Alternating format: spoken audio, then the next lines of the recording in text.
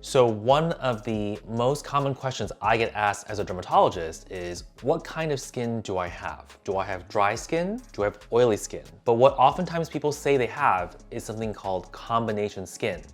Now, I'm not saying it doesn't exist, but I want to give you my 2 cents on what I think combination skin actually is. In many cases, the skin can be too dry or too oily depending on climate and genetics. However, combination skin is oftentimes induced by us. What does that mean?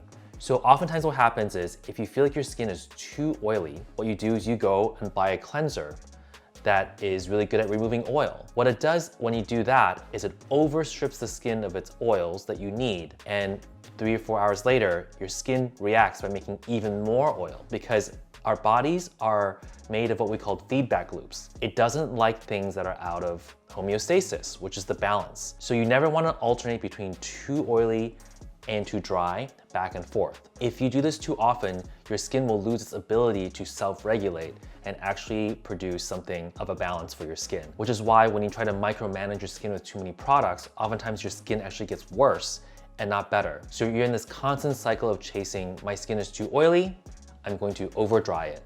You over dry it, it reacts by making too much oil. And so this cycle continues and you can never reach a level of your skincare routine that you are happy with. So when you say a combination skin, make sure that you do get evaluated by a dermatologist to make sure there are no other issues that are causing your skin to appear dry. One of the things that does come up a lot is that people assume that flaky skin equals dry skin. But what we know is that inflammation can also cause flaky skin. So conditions like rosacea, seborrheic dermatitis, psoriasis, allergic dermatitis, irritation dermatitis, all can cause flakiness in the skin. So what people are trying to do is, instead of treating the underlying medical condition, is that they keep on buying extra moisturizers to try to over moisturize their skin, and then that can lead to breakouts as well. So like with many things in dermatology, it's really important to get the base diagnosis right. So if you do think you have dry skin and you use 1 or 2 moisturizers, but you're still not able to get the result you want, make sure you see a specialist, a dermatologist,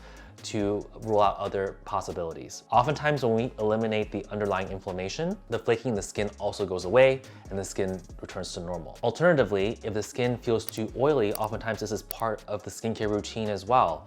A lot of times, oily skin is induced by products. Again, we've mentioned the overstripping of moisture or oil in the beginning, but a lot of people do apply oils on the face as well when their skin feels dry, and that could lead to additional oil secretion. The fact that people believe that having oily foods automatically translates into oily skin is false. The skin has an ability to regulate its oil production, and that's mostly based on your own hormonal cycles. And so it's not always about what you eat. It oftentimes is based on your natural ability for your oil glands to create extra oil as a response from your body's own signals. Okay, so hope this was really helpful. Again, the summary is that you can have dry skin, which doesn't always mean flaky. You can have oily skin, which can be oftentimes induced or genetic, and there are different medications you can use to treat that.